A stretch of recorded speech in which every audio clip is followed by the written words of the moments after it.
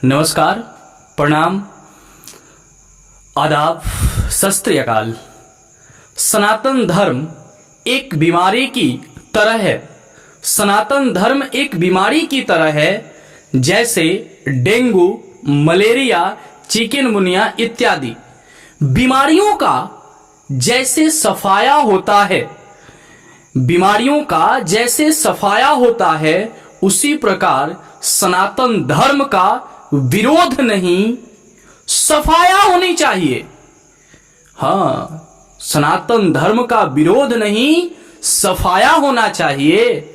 यह बात तमिलनाडु जैसे बड़े राज्य के मुख्यमंत्री एमके स्टालिन के बेटे हैं उदयनिधि स्टालिन ने कहा है, और जब से उन्होंने ये बयान दिया है उसी समय से भारतीय राजनीति गर्म हो चुकी है। भारतीय राजनेताओं को एक मुद्दा मिल गया है और उस मुद्दे से वह अपनी टीआरपी को बढ़ाने में लगे हुए हैं। जी हां, आप मेरे साथ बने रहें।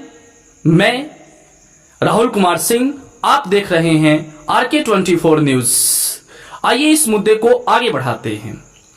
इस मुद्दे को लेकर के इंडिया गठबंधन और भाजपा अर्थात एनडीए, इन दोनों के बीच जुबानी जंग छिड़ गई है। ये दोनों आमने सामने हो गए हैं। इन दोनों को राजनीति का एक बहुत ही अच्छा मुद्दा मिल गया है। जनता को मूर्ख बनाने की, जनता से धर्म के आधार पर वोट लेने की एक बहुत ही अच्छा मुद्दा मिल चुका है। दरअसल अब भाजपा कहती है कि एमके स्टालिन के बेटे उदयनिधि स्टालिन सनातन धर्म को मिटा देना चाहते हैं। वहीं जो इंडिया गठबंधन के नेता हैं वह उदयनिधि स्टालिन से इस मुद्दे पर माफी मांगने को कहते हैं। उदय स्टालिन माफी मांगने को तैयार नहीं है। वह कहते हैं कि मैंने इसमें कोई गलत बात नहीं कहा है, वह नहीं माफी मांग रहे हैं। और कांग्रेस के नेता इस बयान से बचते नजर आ रहे हैं। राजद के नेता माफी मांगने को कह रहे हैं। अलग अलग नेता इस मुद्दे पर अलग अलग बयान दे करके और अपने आप को बचाना चाहते हैं। दरअसल यह सवाल है उन राजनेताओं से, दरअसल यह सवाल है उन धर्म के ठेकेदारों से जो धर्म के आधार पर लोगों को गुमराह कर रहे हैं, धर्म का सहारा लेकर राजनीति कर रहे हैं। उनके साथ क्या करनी चाहिए? जो धर्म के साथ राजनीति कर रहा है, धर्म का सहारा लेकर के निर्दोष लोगों को गुमराह कर रहा है, उनके साथ हमें क्या करना चाहिए?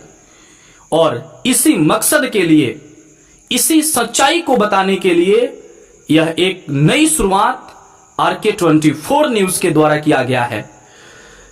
दरअसल यह मुद्दा उस समय का है जब उदयनिधि सनातन उन्मूलन कार्यक्रम में हिस्सा लेने गए थे।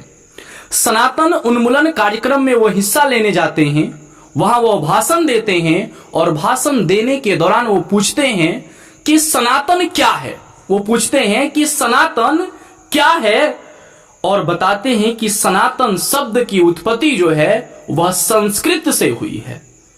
और कहते हैं कि सनातन का अर्थ है कि इसे बदला नहीं जा सकता। बताते हैं कि सनातन का अर्थ है कि इसे बदला नहीं जा सकता।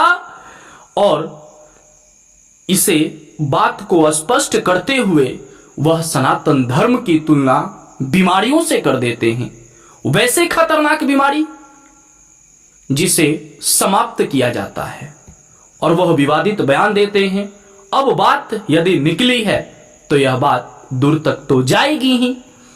इस पर राजनीति होने लगी, और इस पर इतनी बड़ी राजनीति होने लगी कि आपको बता दें कि पिछले कई बार जब अरुण जेटली साहब या फिर और कई लोगों पर कई बार उदयनिधि स्टालिन हिंदू धर्म को लेकर के, हिंदी भाषा को लेकर के हमेशा निगेटिव ही बयान देते हैं, हमेशा नकारात्मक बातें करते हैं। वह खुद एक मंत्री हैं, सोचिए, बात को ध्यान से देखिएगा। वह उदयनिधि स्टालिन खुद मंत्री हैं। उनके बाबा तमिलनाडु के मुख्यमंत्री रह चुके हैं। उनके पिता एमके स्टालिन अभी वर्तमान समय में वहां के मुख्यमंत्री हैं, जिनकी पृष्ठभूमि राजनीति से ही तैयार हुआ हो, जो सोने की चम्मच लेकर के ही पैदा हुए हों, और वह व्यक्ति ऐसा विरोध करता है सनातन धर्म का, जिस सनातन धर्म की आबादी 70% हो। देखिए, आबादी से मतलब नहीं है, आप किसी भी धर्म का विरोध नहीं कर सकते हैं, आप किसी भी धर्म का अपमान नहीं कर सकते हैं। आप जिस धर्म का अपमान करेंगे उस धर्म के लोग कैसे इसका सहन कर सकते हैं? आप एक राजनेता होने के नाते इस बात को कैसे कह सकते हैं? और आप एक जिम्मेदार व्यक्ति हैं, आपके रग रग में राजनीति है। एक साधारण व्यक्ति का तो यह बयान है नहीं। दरअसल अब क्या बोला जाए, इन नेताओं को कुछ समझ में नहीं आता। मैं सरकार से अपील करना चाहता हूं कि इन पर उचित कानूनी कार्रवाई किया जाए, ताकि फिर कोई राजनेता ऐसी बात न करे। और हां, मैं आप लोगों से अपील करता हूं, मैं आप लोगों से विनती करता हूं कि ऐसे जाहिल नेता की बातों पर ध्यान नहीं देना है। आप अपने एकता, प्रेम, सद्भावना के साथ हम लोगों को एक साथ मिलजुल कर रहनी चाहिए।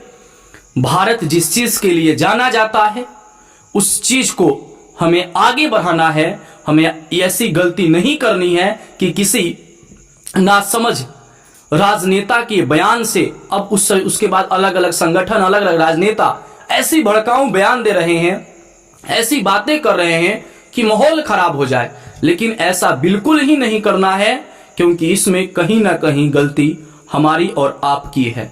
अब आप सोचेंगे कि हमारी गलती क्या है, तो हम ऐसे अनपढ़, जाहिल, गंवार व्यक्ति को यदि वोट देंगे, यदि हमारा वोट देने का अधिकार धर्म होगा, यदि हमारा वोट देने का अधिकार राजनीति होगी, तो फिर मुद्दा हमेशा धर्म और संप्रदाय और जाति की होगी। इसलिए हमें वोट हमेशा विकास के मुद्दा पर, शिक्षा के मुद्दा पर देनी चाहिए। जी हाँ, ऐसे ही न्यूज देखने के लिए आप मेरे साथ बने रहें RK24 न्यूज के साथ। यदि आपको मेरा वीडियो अच्छा लगता हो तो आप हमारे पेज को फॉलो करें, अधिक से अधिक शेयर करें। धन्यवाद।